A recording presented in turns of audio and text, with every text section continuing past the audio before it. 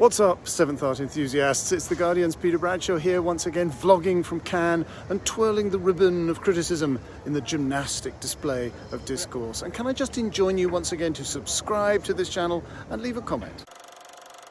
What a great films from the UK here today, and perhaps the most purely enjoyable has been Pillion, an intensely English story of romance and devotion and loss from first-time feature director Harry Leighton, who has created something funny and touching and rather alarming, like a cross between Alan Bennett and Tom of Finland, with perhaps a tiny smidgen of what can only be called a BDSM Wallace and Gromit.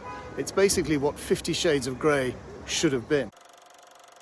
Pillion is adapted from the 2020 novel Box Hill by Adam Mars Jones. A shy traffic enforcement officer falls for the ultimate dominant alpha male, an impossibly handsome, strong, emotionally impassive biker who casually demands complete domestic obedience in exchange for the privilege of being reamed with athletic vigour and thrilling lack of sensitivity, often in a specially modified wrestling outfit.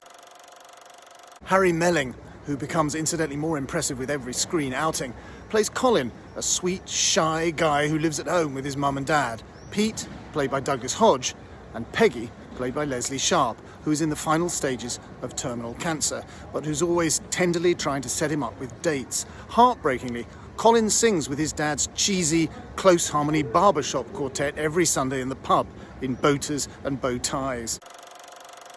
It is here that he somehow catches the imperious gaze of leather-clad Ray, played with kingly and sexy entitlement by Alexander Sarsgaard, who invites, or in fact orders Colin, to meet him behind the Primark at 5 p.m. for a blowjob. Soon Ray is requiring the gigglingly thrilled Colin to cook and clean and shop for him, though of course never permitted to touch his precious motorbike, and sleep on the floor like a dog at his bland house in Chislehurst, while Ray reads Karl Ove Knausgaard's My Struggle in bed.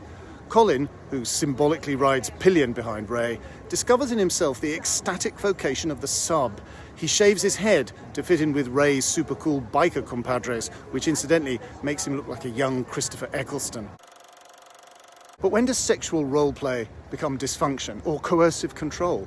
What does Ray do for a living anyway? Is Ray an abuser? Colin's sceptical mum Peggy actually finds a harsher monosyllable for him when Ray finally gets over himself and deigns to accept an invitation to Sunday lunch with this well-meaning elderly couple that he haughtily rejects in any capacity as his prospective parents-in-law.